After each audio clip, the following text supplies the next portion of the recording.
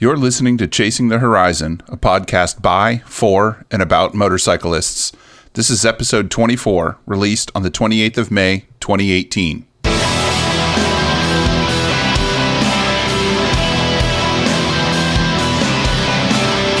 Welcome to Chasing the Horizon, a podcast by, for, and about motorcyclists, brought to you by the BMW Motorcycle Owners of America. Subscribe through your favorite podcast player or app, or stream from the website at horizon.bmwmoa.org. My name is Wes Fleming. Thanks for joining me. For just the second time since I started this podcast, there won't be any news in the episode to manage the running time. But I do want to make an announcement before we move on to the discussion portion of the episode. I've been saying for a little while now that I was planning to take a break this summer. Thanks to some sage advice from several friends and podcasting colleagues, I have decided not to stop putting out new episodes altogether. Instead, I'm going to switch over to what I'm calling Chasing the Horizon's summer schedule. Everybody that I know would rather be out riding, and I'm no exception to that. I'm greatly enjoying doing the podcast, so I'm going to keep doing it over the summer. I don't know yet what format the summer shows will take, and I don't know how often I'll put new episodes together. I don't even know when the summer schedule is going to end. Although probably before December. There's two things I do know, however. First, I will keep putting out new episodes this summer, and second, I will keep you posted as to what's going on with that schedule. You'll know when Season 2 is ready for kickoff, so stay tuned. And have a great summer. Don't forget to take photos and send them to me to use on the Instagram feed if you like. You can send them to podcast@bmwmoa.org, along with any other suggestions you have for the podcast. Keep an eye on the website, the social media feeds, and head on over to tinyletter.com/chasingthehorizon to sign up for our new GDPR compliant mailing list. There will be some exclusives that go out only to the mailing list this summer, so sign up if you want to find out what they are. Now, I'm moving on to a discussion with a motorcyclist just like you.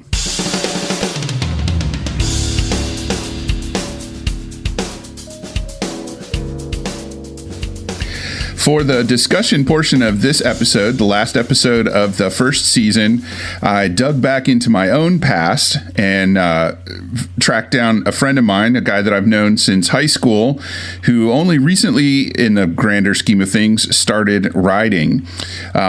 His name is Scott Auld, and he joins us over the phone on the computer from Southern Florida. Would you call it Southern Florida or Central Florida? It's South Florida. South Florida. Gotcha. We call it South Florida. So not Miami, but not far from Miami either. So I want to start by, because I know the story, but I want you to kind of give me the refined version that you've practiced now, telling people of how and why you got started riding motorcycles as an adult. Yeah, as an old fart. Yeah, I was actually, when he's talking about old fart, I was doing some mental math, man. This is coming up on the 30th anniversary of my graduation year from high school, so we've known each other at least that long. Yeah, that's kind of scary, isn't it? That's nuts. Yeah, so I never really had any interest in riding motorcycles, and down here in South Florida, the traffic is really horrible. And so, I've always kind of just sort of had a throwaway line, I'd ride a motorcycle, but not down here, because not down here, the traffic is crazy, and there's a bunch of old people, and there's people from all over the place, and nobody knows how to drive, all of which is true. But about 2.5 years ago or something, I blew up the engine on my Mini Cooper and started searching around trying to find something to replace it with. And all the guys at my office ride motorcycles. They're all bikers. And they were like, get a bike, get a motorcycle. You'll have a great time. And I was like, no, I don't think so, man. It's pretty crazy down here. I don't think that's a good idea. But I did start playing with the idea of maybe I just get like just a cheap scooter or something to tide me over for a few months until I found a car. But then I started reading and doing some research, and I pretty quickly decided that that'd be a terrible idea, because they're scooters, Yeah. And if a motorcycle isn't safe in traffic, a scooter definitely isn't. But that kind of got me into the subject of looking up motorcycles and reading about motorcycles and watching a lot of motorcycle YouTube videos and stuff, and I kind of got attracted and acclimated to the idea. And within about 3 months or so of being vehicleless, I went down and took the class at the MSF, the Motorcycle Safety Foundation. Took the 2-day class and bought a motorcycle a week later. And you, unlike a lot of people I know that are our age, mid to late 40s, getting their first motorcycle, you didn't go out and buy a Harley or a 1,000+ cc motorcycle. You went and got basically the smallest motorcycle that could get you up a hill in a pinch if you needed it to. It depends on how steep the hill is. No, I chose that motorcycle because it was the one that they had in the class. I got the Suzuki TU250X, which was just a standard, UJM 250cc bike, but I picked it because it was the same motorcycle they had in the class. And I already had become familiar with it, in those 2 days of riding. That whopping 11 miles I put on it around the parking lot, I got familiar with it. Yeah. And I figured, okay, well, it's good enough to learn how to get around in traffic and to learn how to get around on the roads and try to learn how to get to work and back alive. And I figured also, when I didn't have any experience at all, I had no idea how strong or how weak 250cc's is versus 500 versus 700 versus 1,000. It has no point of reference at all. Right. And I'm like, here's a bike I've ridden around the parking lot, so I at least know what it feels like. And, I kind of told people or told myself, I'll get this so I don't kill myself the first year. But the reality is, it's just, out of complete ignorance. It's just, here's a bike at least I know something about. I know what it feels like to be on it. So I just bought one of those because it was the only experience I had at all. Yeah, and I liked the way it looked. Yeah, I like the cool retro look. And you rode that bike for how long? I rode that bike for a year and 2 months. 12,000 miles. And then you got you got a used bike. You got a Triumph. Did you get the T100 Bonneville or the T120? Wait, hold on. When did I get a used bike? Because I want to know about it. Oh, that bike wasn't. I thought you. Oh, you know what? I thought somebody traded that in. See, you're right. I always forget it was used. It was like new used. Right. Somebody had that bike. 8 miles on it or something. Yeah. They traded it back in. This guy bought, whoever he is, bless his heart. He bought the Triumph T120. The 1200 new modern classic Bonnevilles that they're making now. Right. This was a 2017, so it was the second year that they were out, and he decided he wanted a different color. Yeah. And so he traded it back in, and he took a $2,000 beating on the price and got the color he wanted. So this one's sitting on, the showroom floor, new, but technically used. So you don't pay the fees that you normally pay a dealer to unbox it and all that other stuff. Right. I always forget that bike was technically used because it was new. Right. Well, and for the people that are listening to this show who don't live in the southeastern states of the United States, southeastern part of the United States, when a Southerner says "bless his heart," it's a nice way of saying I have no idea what in the world is wrong with that guy, but I'm sure benefiting from his perceived mistake. We'll leave it at that. It's a nice way of saying you think somebody made a really terrible decision. Yeah, that's a pretty good translation from the Southern. It can mean a lot of things, It can mean, that person's a complete moron, or, it can mean, I hope I never see that person. I hate his guts, bless his heart.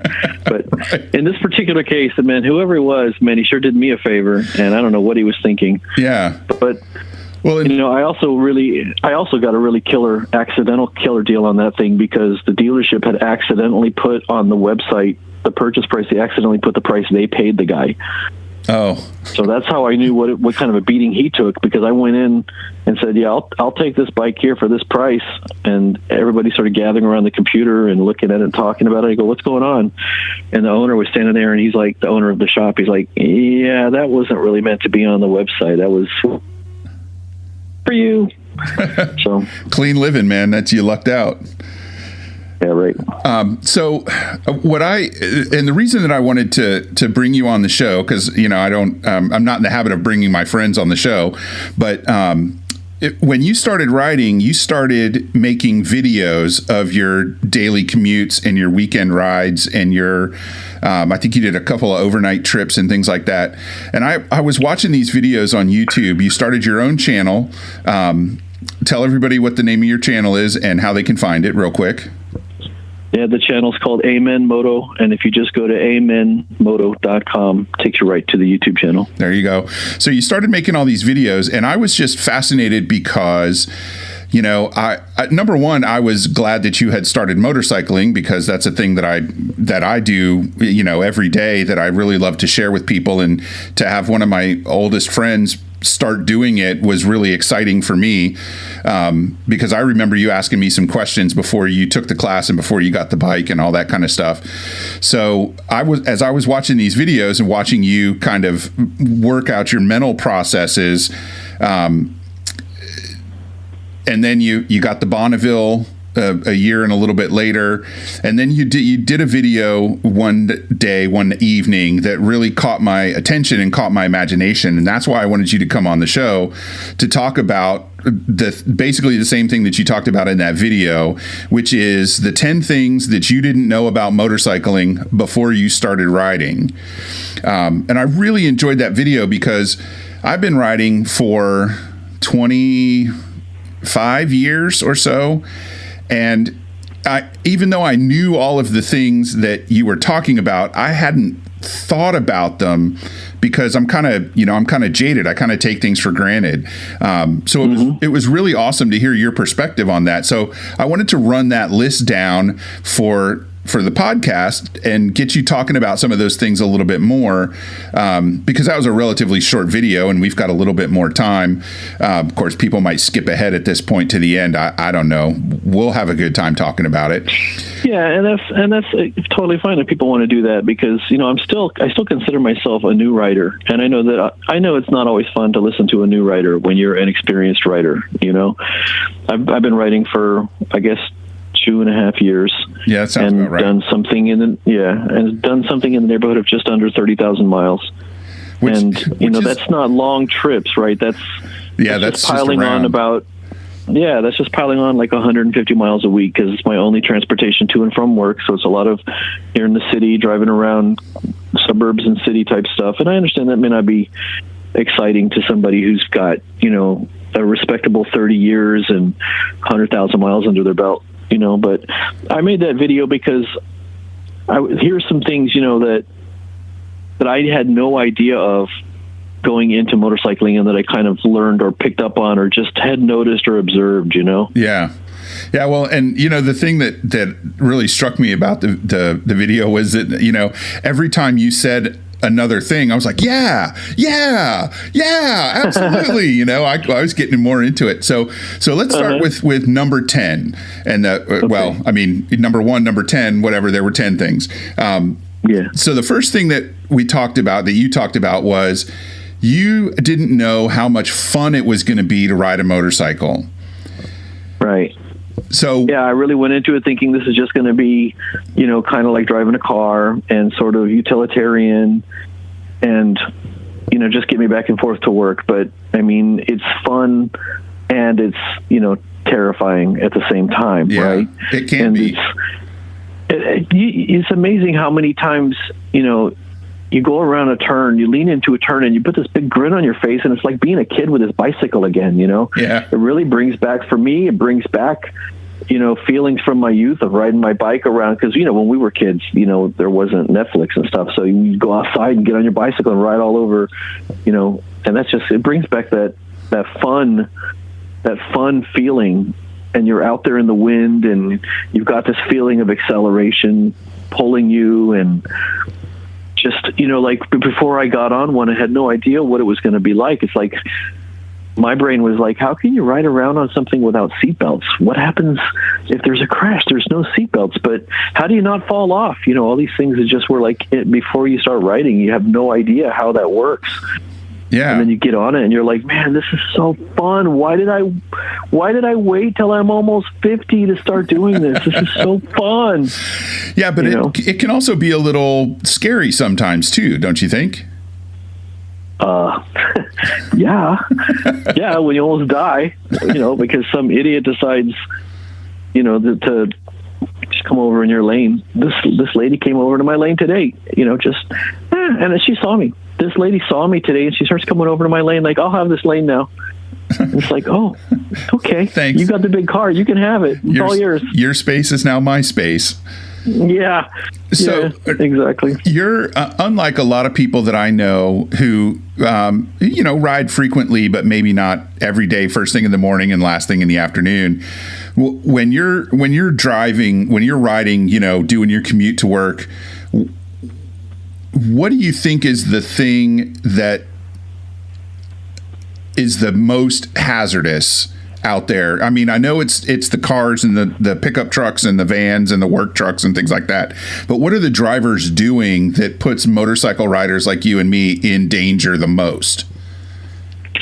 Well, that skips ahead to, two items on the list, because it's people on their phones.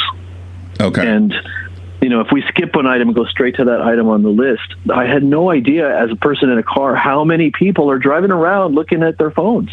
But when you're on a bike, I don't know why it is. It's easier to see into people's cars when you're on a bike. I don't know if it's the position or the height or the fact that you're not looking through your own window or what it is, but or maybe just because you're more alert. I don't know. You're looking around more.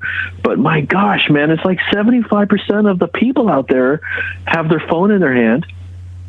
Some of them right in front of their face while they're driving. Well, some of them up to their ears.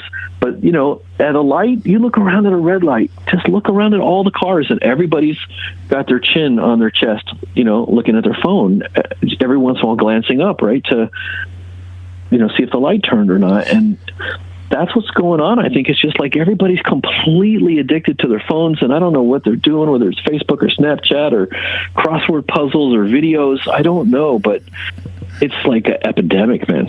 Yeah, and it seems to me, and this is just my perception, that it's worse when there's traffic. Because I think people think, well, I'm only going 15 miles an hour, I can pay attention to my phone. Yeah, maybe it is, and people get bored when traffic's really slow and stop and go and stuff. And they get bored, and the natural human, American condition now is, I'm bored. Where's my phone? Yeah, exactly. Well, let me close this app, and I'm bored, so let me open up this exact same app again and see if there's anything. I don't know, man, but the phones are just like a complete epidemic right now. Yeah, and I used to. When I lived up near DC, I commuted every day on my motorcycle on. Excuse me. A little frog in my throat there, on the Capitol Beltway, and on Route 1 and US 50 through some of the most congested parts of DC traffic. And before cell phones were a big thing, I would regularly see people, reading a newspaper, have a newspaper open in front of them. So at least the phone is a little more manageable. They don't have to have two hands to operate it. They can hold it and scroll it with one thumb. But I think it's just an epidemic of not paying attention too, of always having something better to do than be in full control of the 4,000 pound, death machine that you're driving. It kind of, and they feel a lot safer on the inside of their car than I feel on my motorcycle, right? And so maybe I'm predisposed to notice it more because I feel so vulnerable, and they feel more secure inside their crossovers or their SUVs and whatever. Yeah. Because, let's face it, they ram into somebody, they're going to get an airbag in the face, and they're likely not going to die from ramming into the back of a car who stopped and they hit them at 10 or 15 miles an hour. Right. So they feel totally safe looking on the phone and just checking whatever they're checking. But we're out there, and it's like broken legs for us, best case scenario. Yeah, which brings us to the next item on the list, even though we kind of skipped over it to talk about the phones for a second. And so another thing that you mentioned that you had no idea about before you started riding was the amount of gear that a motorcycle rider can use. It's kind of funny, isn't it? I mean, it is. Like, you and I both come out of, the music background, and we kind of had this, the whole got to have more gear for guitars and amps and pedals and cables, and you never have enough gear. And I had no idea the same exact sickness exists in motorcycles, and it probably does in every single niche hobby / activity, right? But yeah. Like, how many jackets does a man need? Well, you need one jacket for when it's cold outside, and you need one jacket for when it's hot outside. Okay, got that one. So then, what about one for when it's raining? Exactly. So yeah, you need. And then you got to get another hot jacket because you think this one might be a little cooler. And then there's another jacket that you might get because actually that one might fit a little bit better when it's wet out, or when it's cold out or whatever. So it's like the answer is always one more jacket. One more jacket. So you end up very quickly. So off the top of your head, how many jackets do you have hanging up in your garage? 5, 6. Yeah. And 5, I think. And I'm the same way. I've got there's a jacket for every purpose. Plus, this one was on sale, right? Yeah, and do-overs. Yeah, and I'm looking at another jacket on, right now on Revzilla. Why? Because it's there. And then there's like, why does a guy who's only been riding motorcycles for 2 years have 5 helmets? Why do I have 5 helmets, Wes? I don't know. Because. Well, now, and that's a different thing, though, because, a lot of people, I'm in kind of a different position than a lot of people because I do product reviews. So I will occasionally, get a helmet from a manufacturer, get a discount on a helmet. So I end up with a lot of helmets kind of that way. And the ones that I really like, I keep, and the ones that I don't like that much, I try to pass on to friends of mine or people that I know that might like them. My old helmets I donate to the volunteer fire departments so they can use them to practice taking helmets off of, people that have been in crashes. But, I've also... I didn't know they do that. Yeah. I didn't know that's a thing. That's cool. Yeah, that's a thing. And I read about it somewhere, 10 years ago and thought, wow, what a great idea. And so that's what I've always done with my old helmets since then. But I also have, my wife rides with me and my daughter rides with me. Well, she's a teenager now, so she doesn't ride with me anymore, but she'll come back around, I'm sure. So not only do I have a bunch of helmets, but, my wife has her first helmet that has sentimental value and she doesn't want to get rid of it. But then she has another helmet, on top of that. And my daughter grew out of helmets. She started riding when she was about 8 years old. And I tried to pass those on. I don't think she ever wore a helmet for more than 1 year until she was, 12 or 13 years old. So some of those I could give away and some of them I couldn't. So I probably have, 15 or 16 helmets sitting on shelves lying around the house that I haven't gotten around to ditching yet. But you do end up with a lot of stuff like that. Here's another question. How many pairs of gloves do you have? Man, you are cutting to the bone, aren't you? At least 4 that I can think of. But I'll be honest, I feel like I'm wearing out gloves, not picking them because they're like I need a new pair or whatever. I mean, that's part of it, but I've gone through gloves. So the ones I've set aside, I look at them, I'm like, man, these things are beat up now. Yeah. I think gloves wear out faster than the other stuff that we wear, except for maybe a helmet liner. But helmet liner quality has improved a lot in the last 20 years, so they last longer. They don't get as funky as quickly. But gloves, they're out there. They're in the wind all the time. You're actually using them. There's friction on them, so I do think that they tend to wear out a little quicker. Out of those, and I've been on a hunt ever since I started getting out in this weather. And a lot of people don't know South Florida is a very, very wet climate. We get the second most amount of rainfall of any state other than Washington State, right? Wow. We get something like 60 inches of rain a year, I think. That's a lot in of rain. South Florida. It is. It's pretty crazy. And so I'm like, I hate being wet when I go to work. I don't want to be wet, right? I want to be dry. I would rather be hot when it's not raining than wet when it is raining. So finding waterproof boots to me is kind of like a holy grail thing. I don't know if there's a such thing as waterproof, breathable. I don't think those words really go together. It's tough. Maybe they do. Maybe it's out there. And I know that a lot of manufacturers say they are, and I'm not saying they're wrong, but. So what boots do you use right now when you know it's going to rain? You promise not to laugh? I promise not to laugh. Well, your listeners are going to laugh. But it's the LL Bean duck boots. So, like you would see a hunter in Maine wearing in a creek. They really are waterproof. Yeah, they're like plastic and rubber, aren't they? It's like a vulcanized rubber bottom and a leather, kind of like what spats would be. That part sort of leather, but the tongue that goes up is attached to the sides all the way up. Yeah. So water that makes it through the laces runs down that channel and out the boot instead of making it in the sides of the tongue. And it's really waterproof. You can stand in a running stream in those LL Bean boots, and your feet will stay dry. But they don't breathe.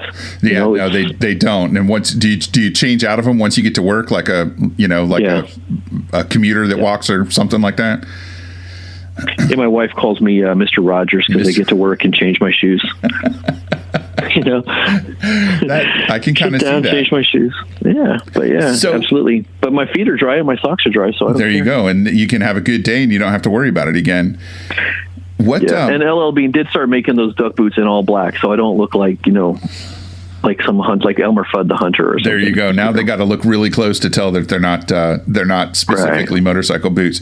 So out of all that gear, so far we've talked about pretty normal gear. What do you think is the weirdest piece of motorcycle specific gear that you've purchased or thought about purchasing since you started riding? Weird. I can't think of anything weird. Like, any examples?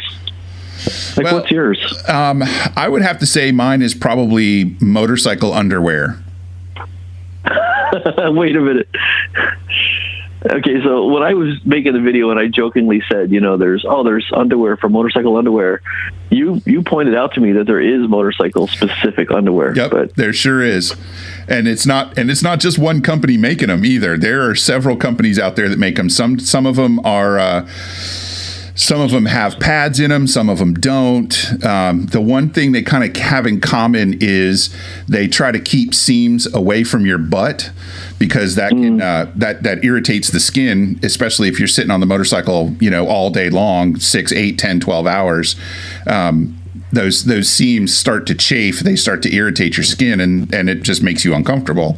But yeah, that's probably out of everything that I've ever bought to make me, dry, warm, whatever on the motorcycle specific underwear is probably the weirdest thing that I've ever gotten on purpose and had a conversation. Well, what do you think about these ones, guys? That's about the only time you ever talk about underwear with other men, is if you can use it on a motorcycle.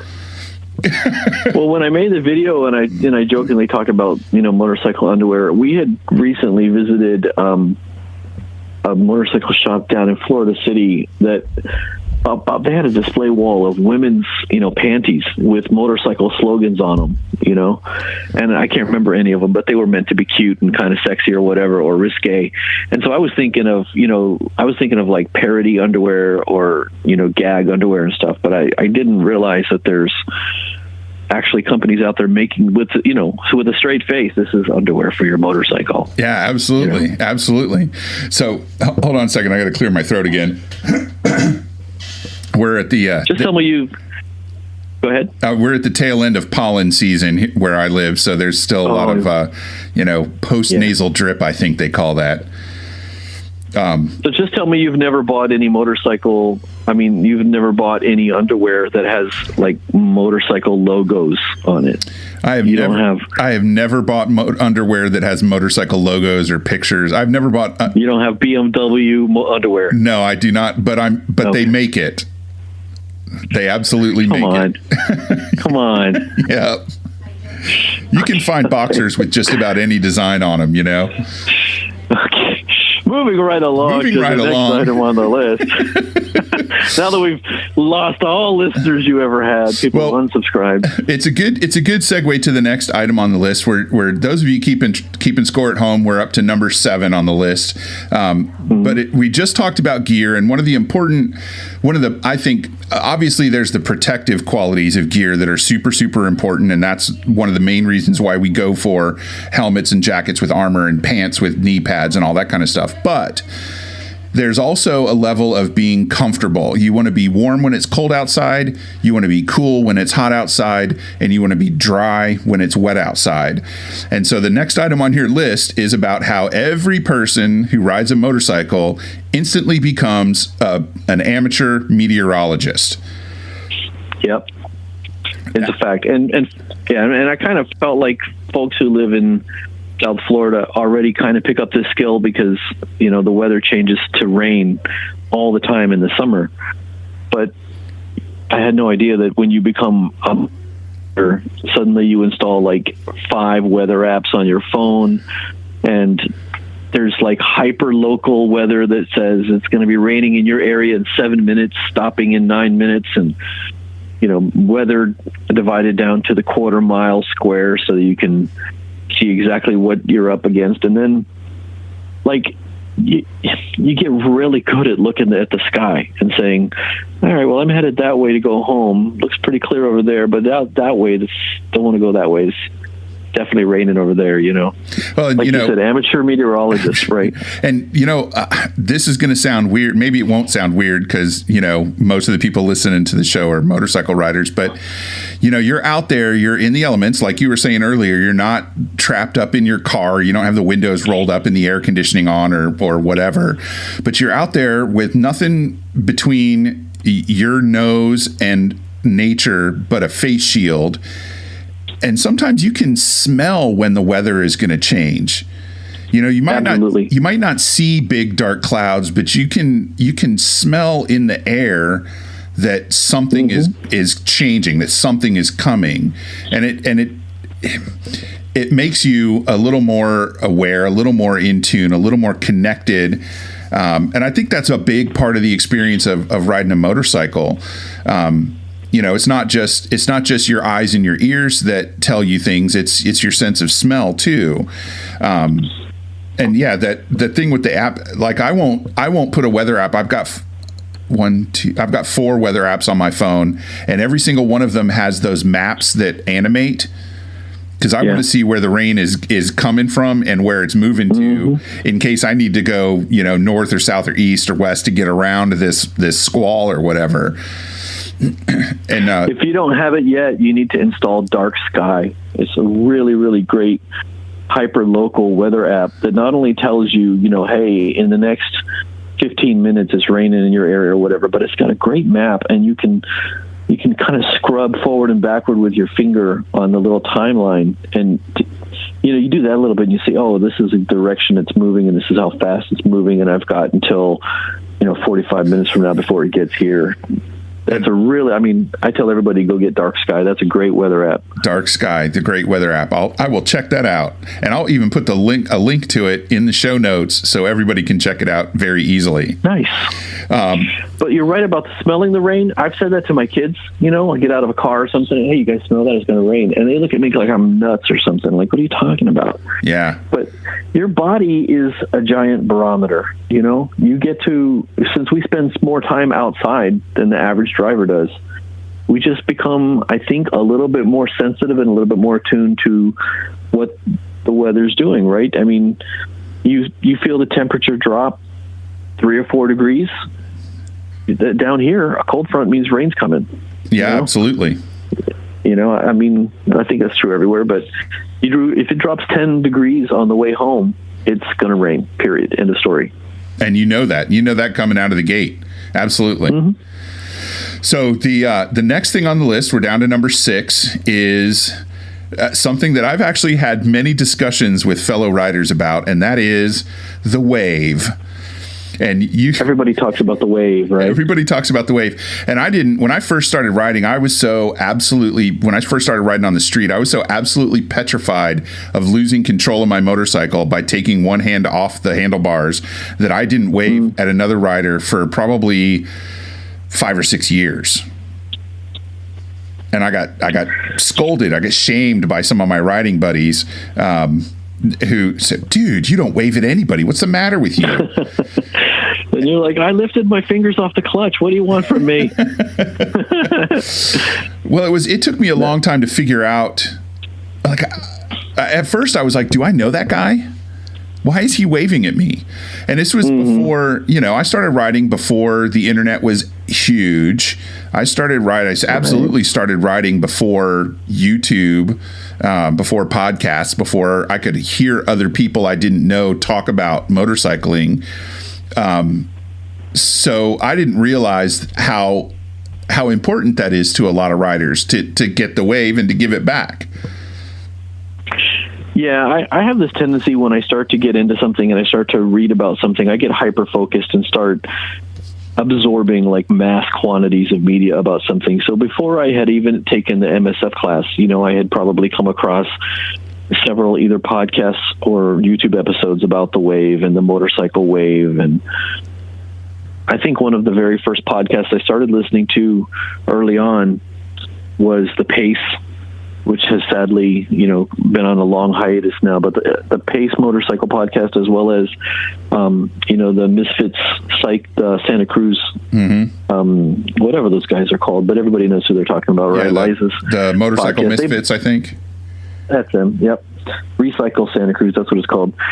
They both have, pretty decent episodes about the wave. So I had come across those already. Before I had ever sat on a motorcycle, I knew that you're supposed to be waving and, don't wave like an idiot, and don't make it a big old goofball wave. Make it a real cool, be cool, and just hold your hand down towards the pavement with a couple fingers out like a badass, and so, I had the added benefit of having already read up on that stuff. So yeah. So what's your wave? Are you a peace sign out to the side? Are you a ground pointer? Are you above the handlebar? Just hold your hand up.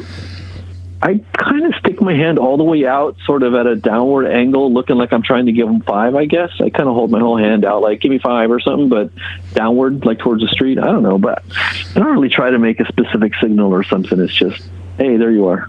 Well, here's a little bit of trivia. It's another one of those things that I read somewhere and asked somebody about and got confirmation.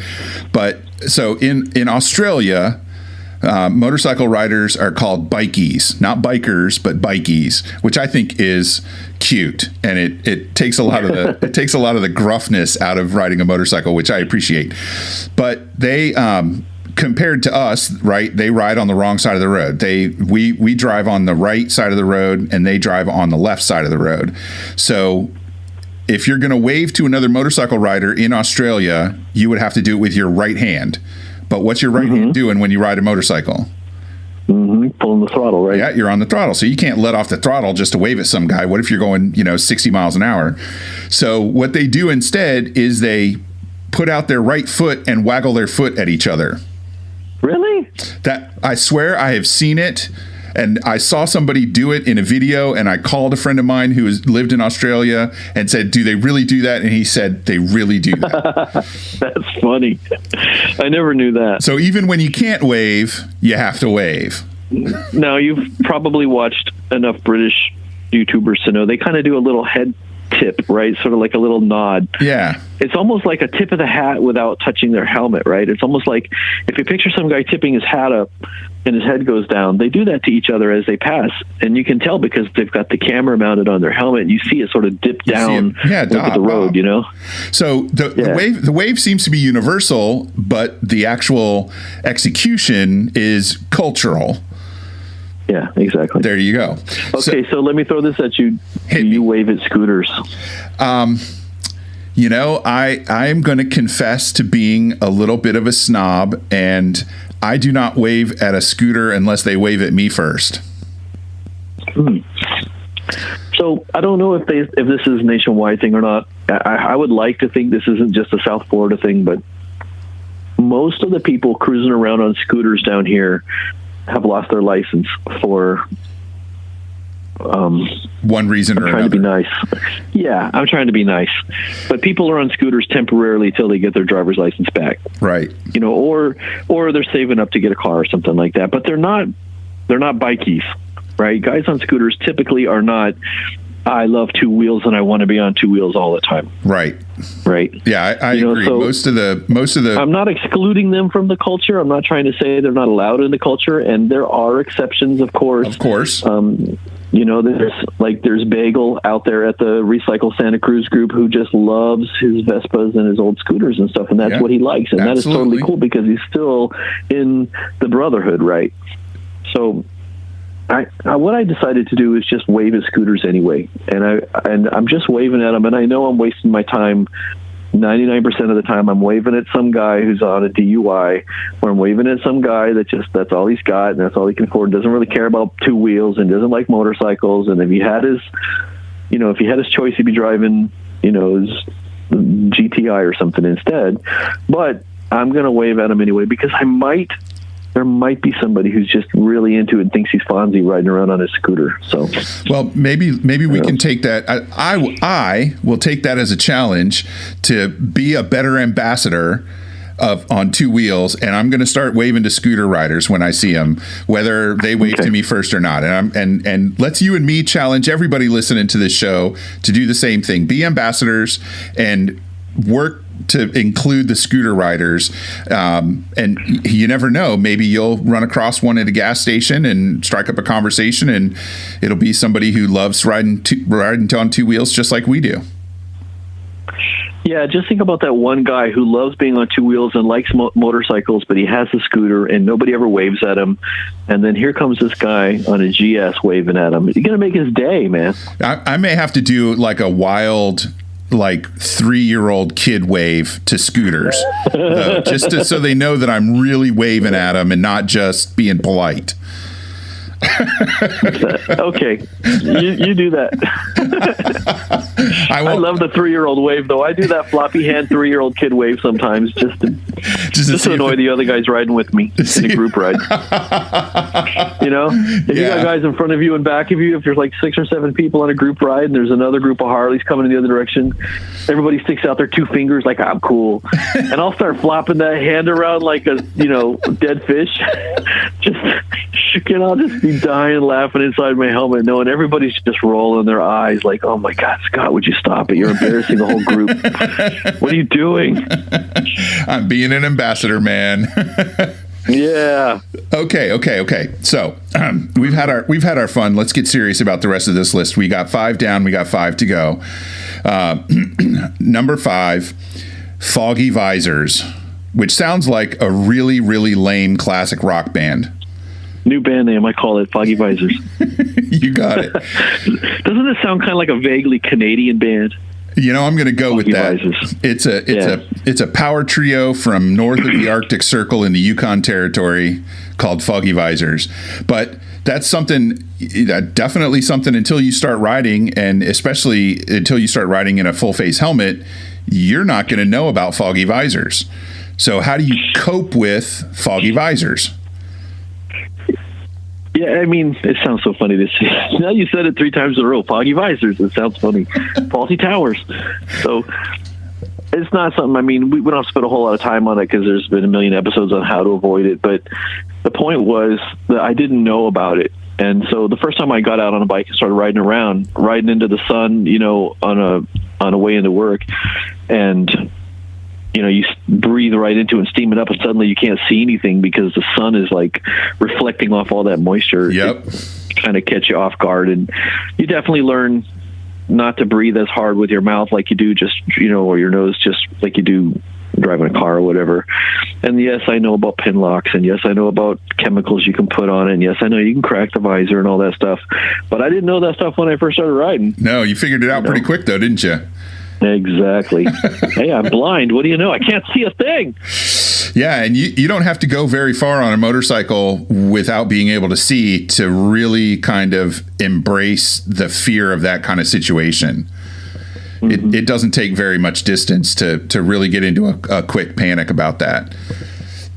And it was January when I started riding, and so in Florida that just means it's like 50 degrees, which is cold enough to fog up a visor pretty quick. And I drive south to get to work, so everything's fine. But the last mile, I turn and go east, And so there's the sun right in my eyes, and I come through the intersection, turn left, go east, and nice blast of fog on the visor, and I can't see a thing, and I'm like, I'm dead.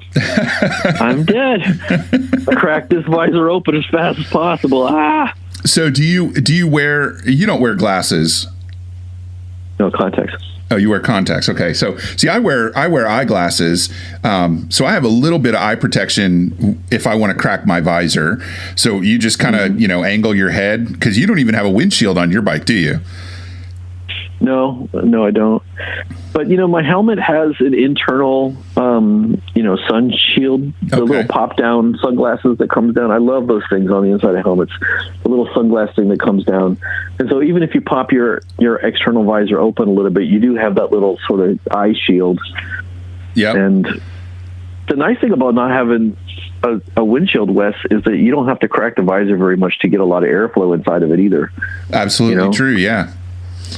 And I just sort of get it stuck between the first detent and close. It kind of like wedges into that little first maybe 1 millimeter open, and that's plenty of airflow. There you go. And it's cool. I've really like the whole thing with the pin locks and the internal sun visors and the built into the helmets. None of that stuff existed when I first started riding. A helmet was a really basic protective device, and just the technology has advanced so far in the last 25 years that it really amazes me. Every time I look at my helmet, I'm like, wow, this is really cool. All the little things that they build into it. I don't even think my first helmet had vents in it, to tell you the truth.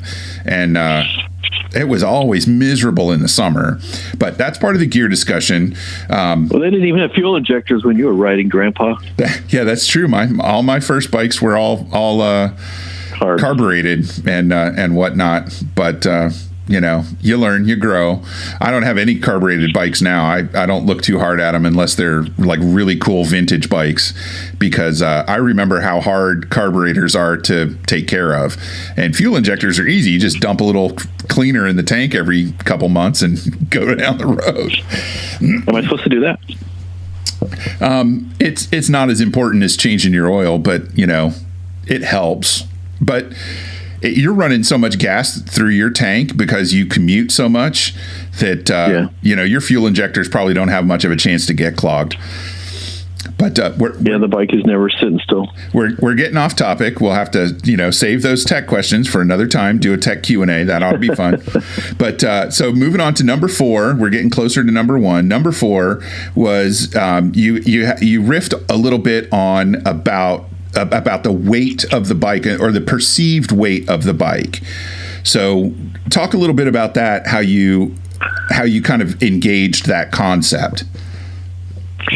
Yeah, I think that all your listeners kind of already know what I'm talking about. It was a surprise to me how the right way to say it, I think, is how light the bike starts to feel once you get moving.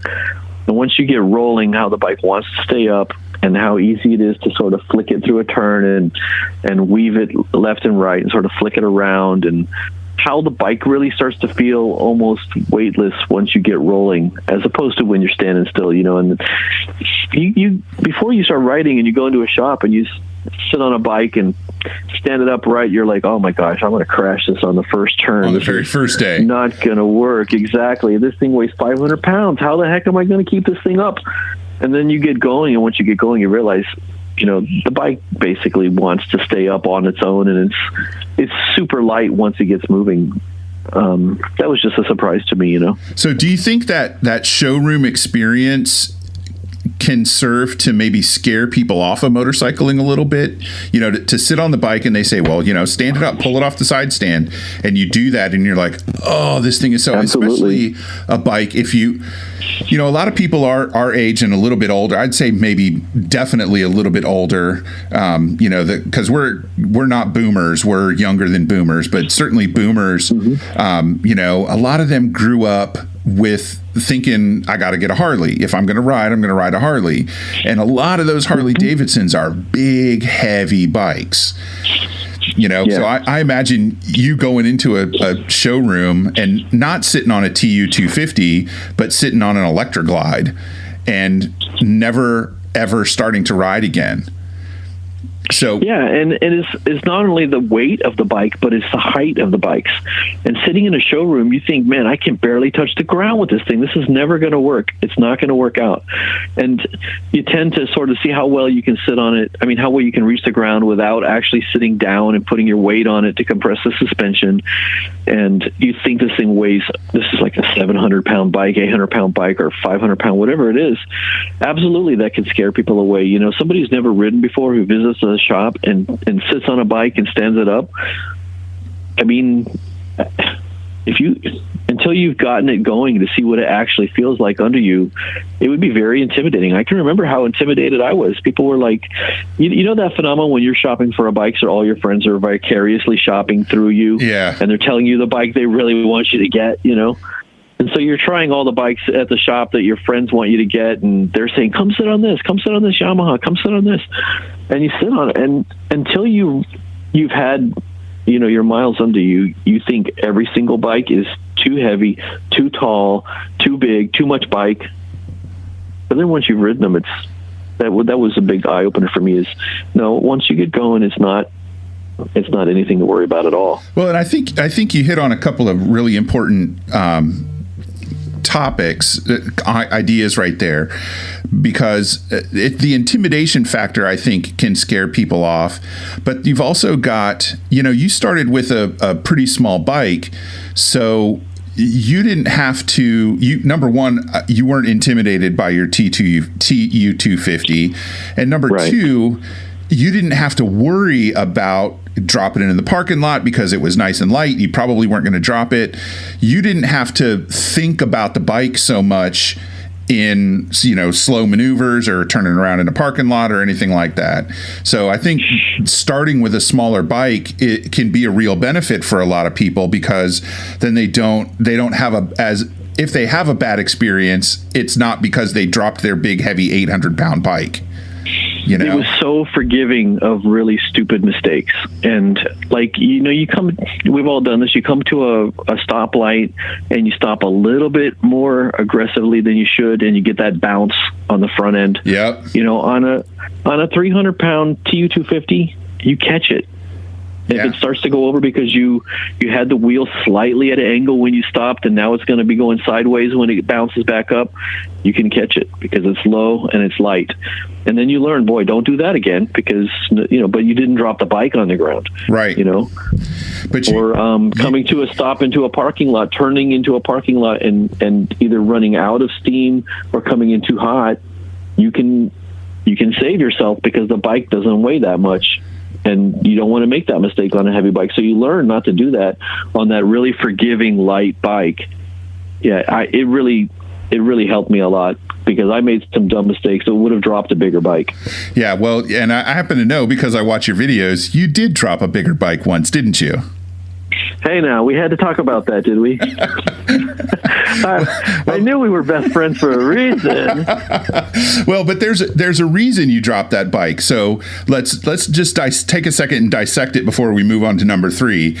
And to set the stage, you ride with a guy called Doug quite a bit, and you guys kind of back and forth in your videos a little bit. But Doug rides an Explorer, a Triumph Explorer, correct? Yeah, he's got the Triumph Explorer 1200. Okay, which is a big bike. It's a tall bike.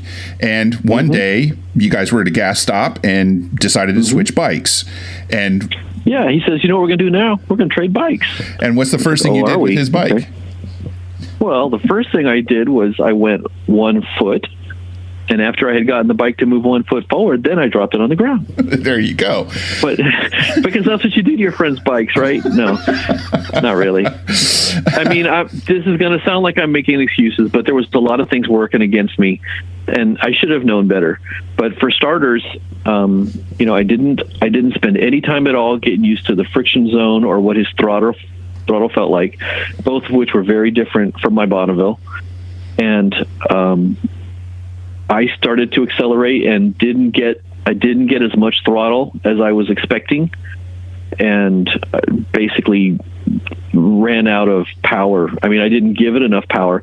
And I also tried taking off with the with the wheels turned a little bit. I tried to take off and turn right at the same time, which on my bike is no big deal at all because it's only 500 pounds and it's a Bonneville and you can do that. And, right. And I'm more familiar with, how much throttle and clutch my bike needs to do that without even thinking about it. On my bike, I can take off with the wheel basically a full lock and start, take off and going in a circle. And I didn't have the wheel full lock, but I did try taking off on a bike that was taller than I was ready for, much more top heavy. He's got Jesse cases on top, which are heavy, a full tank of gas, which is heavy, tank bag, a tank bag, which, wasn't really heavy, but it's just more of it. And just a more, higher center of gravity than I was used to. The throttle I wasn't used to, the clutch I wasn't used to. And I really should have taken it slow, go slow forward, learn a little bit of how the clutch feels and how this throttle works and everything else. And by the way, that was not the first time I'd ridden that bike. Oh, it wasn't? Okay. So I can't make the excuse. I should have remembered because we traded on that bike, before. You didn't have to confess that. You could have gotten away with it. No, we had traded back when I still had the 250 because he got his bike about 2 months before I got the Bonneville. Okay. And so he, I guess he had it a couple weeks or something like that. And we were out on a pretty deserted highway and we traded and I rode his bike a little bit, and compared to the 250, his bike felt like I was flying an X-Wing. Yeah, I know. Well, but yeah, I dropped his bike right on the ground. So, well, and I think you guys handled it well as could be expected. You didn't snap off a turn signal. We were surrounded by a whole bunch of Harley guys. We were surrounded by a whole bunch of Vietnam veteran Harley guys. I'm like, this is the worst. No. And, these guys all come running over to the rescue and act like heroes, basically. They're like, oh my gosh, are you okay? But well, and so here's the question. Have you learned your lesson? Have you dropped a bike since then? Because I know you've ridden. Well, I learned my lesson not to ride those crazy adventure bikes. That's what my lesson is. Ride a real bike. Ride a Bonneville like Fonzie. All right. Obviously, I dropped that bike because of my own mistakes, and yeah, definitely learned. Hey, there's certain things you do when you're trying an unfamiliar bike. I didn't do any of them. There you go. So I'll keep us on track and move to number 3. When you talk about the role of your legs in riding, and that's one of those things that at the beginning of this conversation it's one of those things that I take for granted. I don't even think about it anymore. I weight the pegs or squeeze the tank or whatever I need to do. That in addition to counter steering gets me through the turn, gets me in a swerve if I need to avoid something in the road. But how did you kind of come aware of that interaction between your legs and the ride? Just trial and error and seeing, repeated videos of people saying, you don't forget, you need to do this. And just trial and error and realizing it really does help. It takes the pressure off your wrists, it takes your pressure off your hands, and you grip the bike. It's not something I think about a whole lot anymore. But before I had ridden, I had no idea that it was something, because you don't do that on a bicycle. You're pedaling, your knees are going up and down. You don't do that on a bike. But and you certainly don't do it in a car. Some bikes are not conducive to it. Our buddy Jed's from Jed's Moto, the YouTube channel Jed's Moto. Everybody go check him out. He was down here with his Harley Davidson 1200 XR 1200 Sportster, and we traded bikes for a while. And I hated the way that my legs felt on the inside of that bike, because the bottom of the tank was in a really funky place, and there was a big piece of metal sticking out of the engine area. And it was like, this bike was not designed for somebody who holds on to the bike or the tank with their knees and their thighs and their legs. It was just ergonomically not conducive to grabbing onto the bike. And then I get on my Bonneville, and there's these beautiful large rubber pads on the side of the tank right where I want them. And, right. Well, and the experience of switching bikes with Jed's, what happened as a result of that? He went back home and bought a Bonneville. He absolutely did. That was awesome, wasn't it? Yeah. You see, you're converting people. Yeah. And I stand up a lot more on the Bonneville than some people might do on my type of bicycle. motorcycle? I feel pretty comfortable riding. What did I say? Bicycle? You said bicycle, yeah. Unicycle. On our type of unicycle. Right. No, I feel pretty comfortable riding around standing up like you ADV guys do. And a big part of that is holding on to the tank, Yeah. as you know. And standing up and riding standing up through turns and going through parking lots and stuff like that, you have to be gripping the motorcycle between your thighs. Otherwise, you don't have the same control. I didn't know any of that stuff, until you do it. Till you do it, yeah. So another thing you don't know, as we move on to number 2, was your observation about kids and dogs, which I thought was absolutely spot on. Yeah, little kids love motorcycles and dogs hate them. Right. Absolutely. Like one of my favorite things to do is to wave at a kid, when I'm going down the street and they're, they'll stop and their eyes get big and their mouths drop open. Yep. Some little kid walking down the street holding mommy's hand, and you see their head is turning towards you, and you give them a wave. And the best thing is when they wave back, you just made that little kid's day. Yeah. And I used to, before I put a really, really loud horn on my motorcycle, I used to give them a beep, beep, beep, because most motorcycles have that little anemic, Roadrunner meep horns on them. But now I got a semi-truck blaster on the front of my bike. It would scare the crap out of a little kid, and I don't want to do that. But with how do you cope with the dogs, especially a dog that's loose running down the street or in their yard coming over the fence? What do you do when you encounter an angry dog? Or when you have people who have these gigantically long leashes and they're out walking their dog, but they're on this long retracting leash and they've got it all the way out. And now this dog is trying to, kill itself by running into you or running into traffic. And I think you just have to be ready for them. Every single dog you see, whether it's on a leash or not, just assume it's going to try and run into your wheels, So has anybody ever told you a really good trick to avoiding a dog that's charging at you?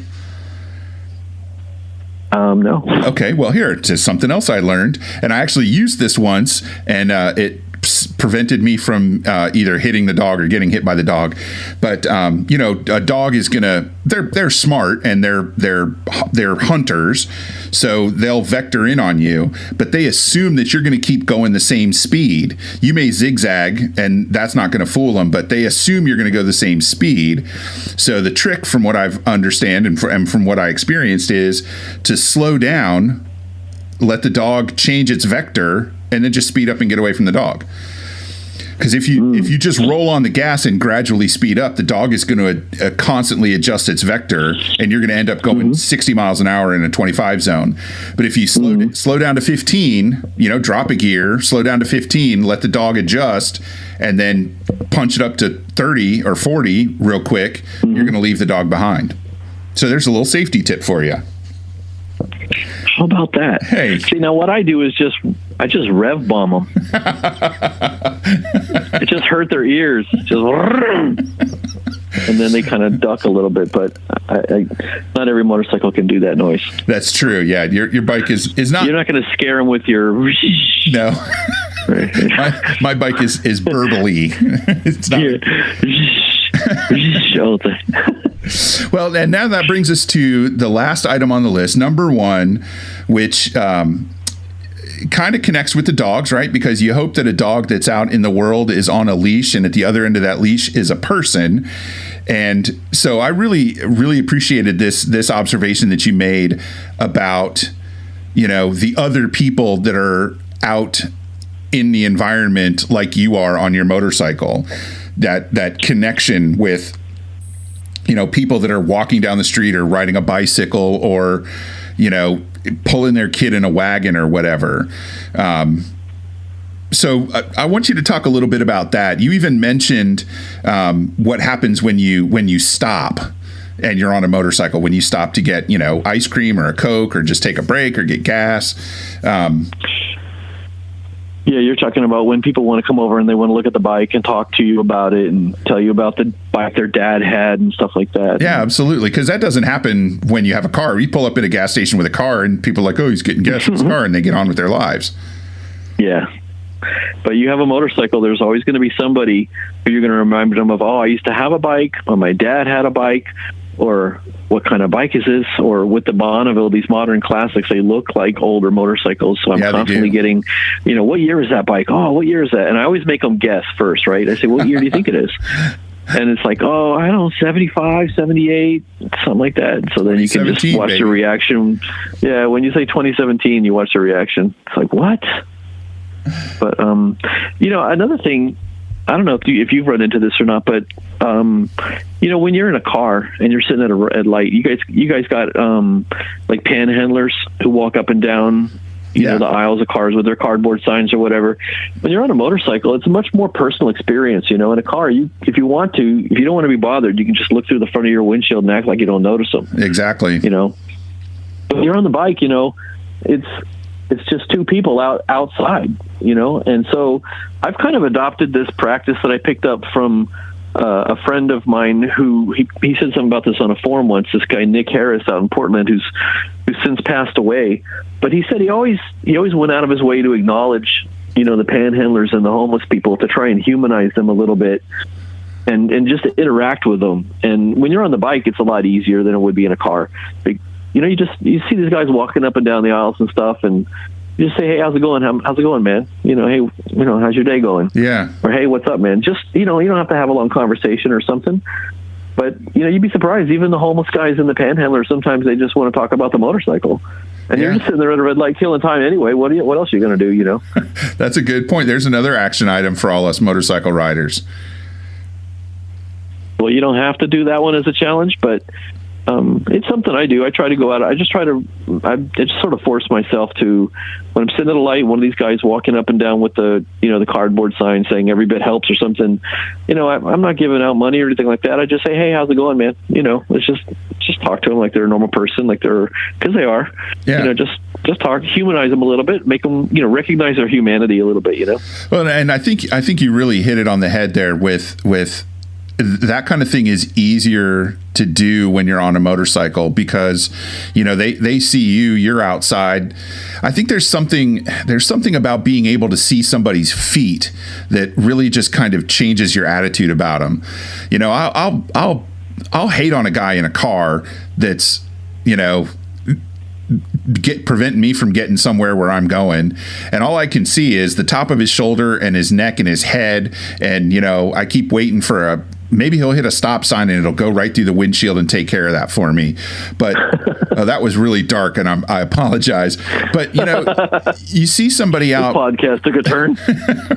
Walking their dog or walking down the street with their husband or girlfriend or whatever, or riding a motorcycle, riding a scooter, riding a bicycle, and you see them as a complete person instead of just a head in a car. And I think it really affects our observation of those. There's probably some deep-seated psychology in there. Unfortunately, I already used up my psychology guy on a different topic, so I can't call him back already and talk about that. But maybe I'll make a note there. I hadn't thought about that thing about seeing people's feet or seeing their whole body. I hadn't thought about that, but I think you may be onto something.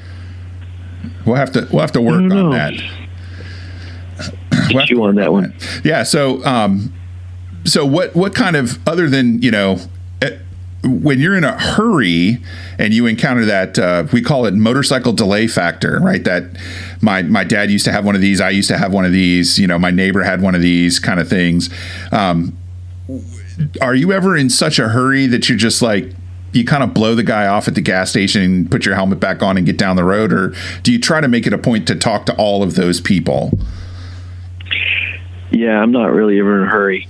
I mean, I talk to people, and different people have different personalities. I'm a pretty outgoing person. I like talking to strangers. I like talking to people I've never met before. So I'll sit and talk to someone until they walk away.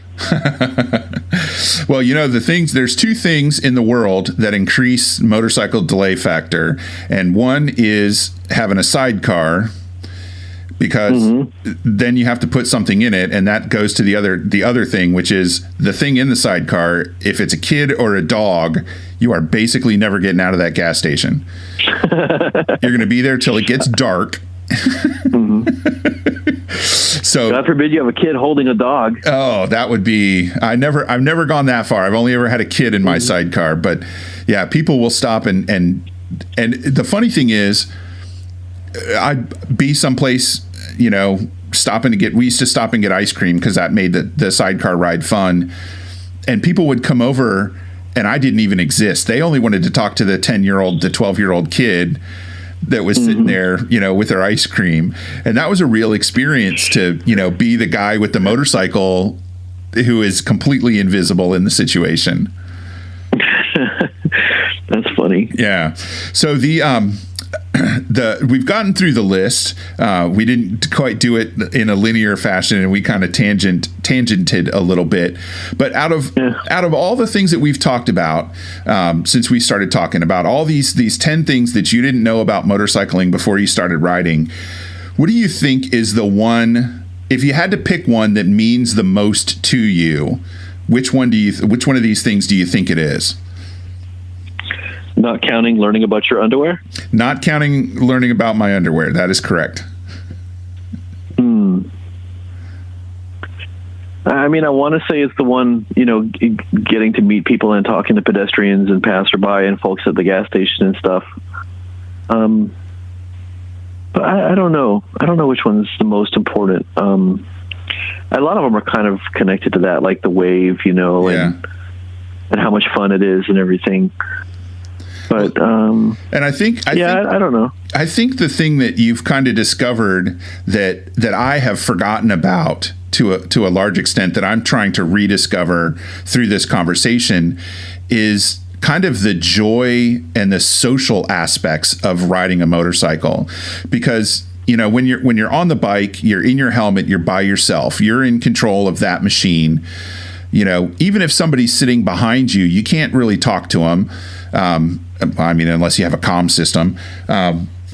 But for something that looks like such a solitary activity, motorcycling is a really social thing to do. Not necessarily, when you're in the act of riding, but all of the things around it. Like you were saying, when you go sit on motorcycles, your friends are there coaching you. You took the MSF class, you weren't by yourself. The wave, the talking about the weather, all of those things. It really brings us together as riders.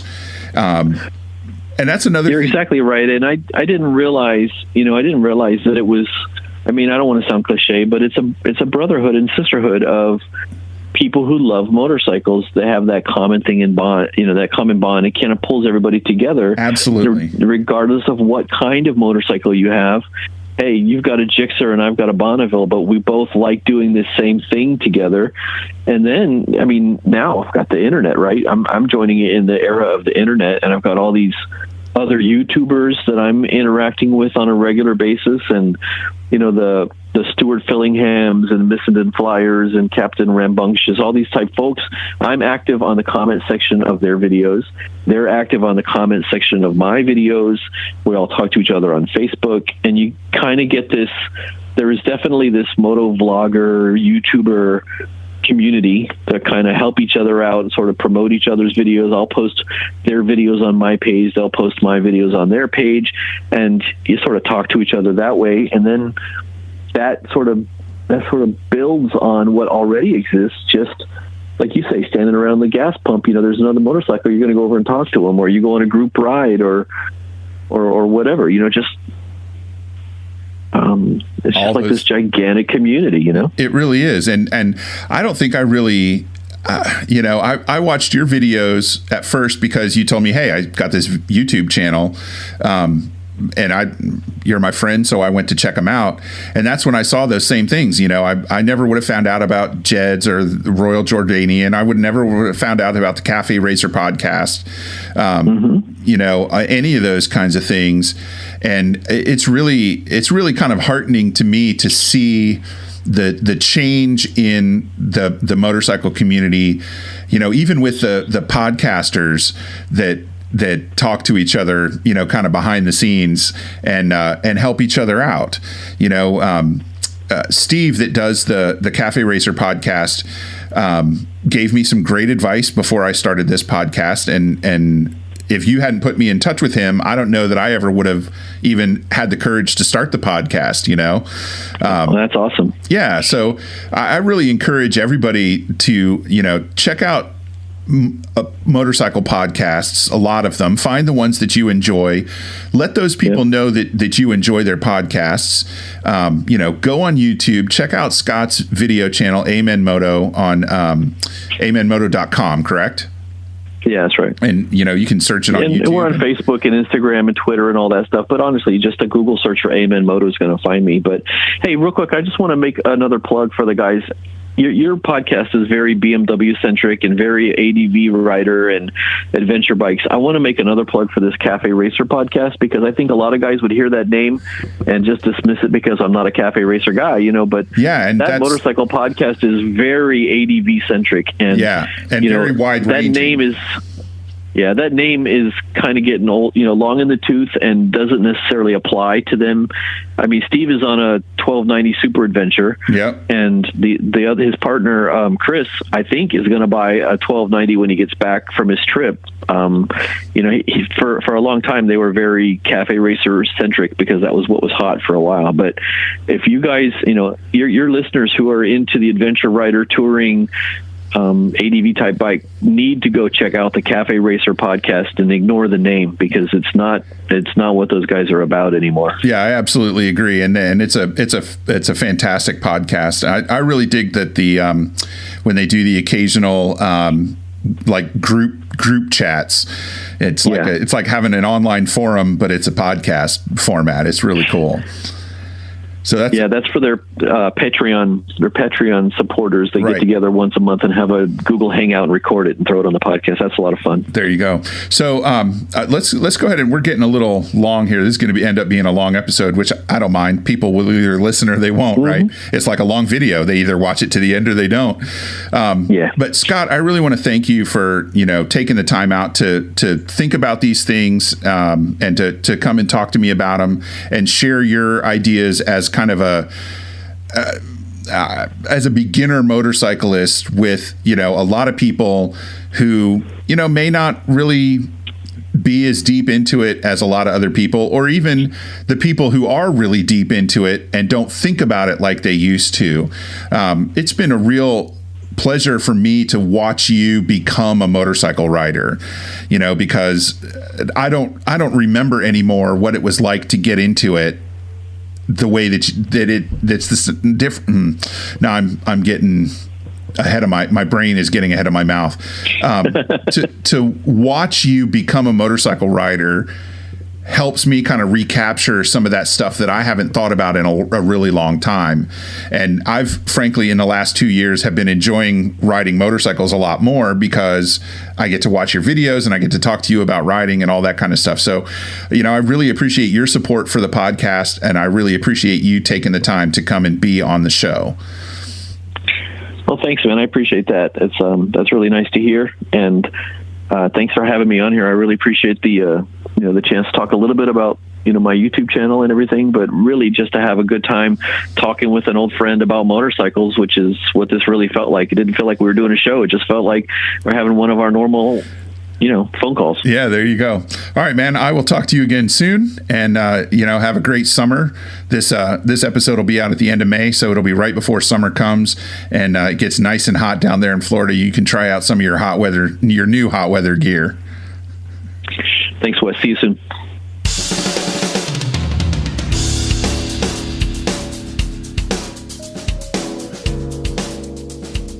Don't forget to check in with Chasing the Horizon over the summer by getting connected to one of the show's social media feeds, Facebook, Twitter, or Instagram, and especially by checking out the website at horizon.bmwmoa.org.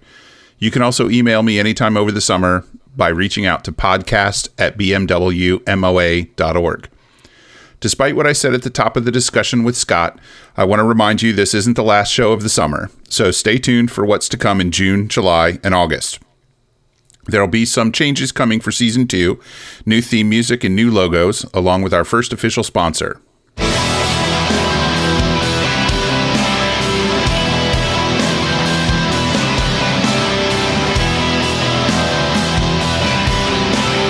Thank you for coming back for the 24th episode of Chasing the Horizon, which featured a discussion with Scott Auld, a motorcyclist just like you. Stay tuned for our next episode.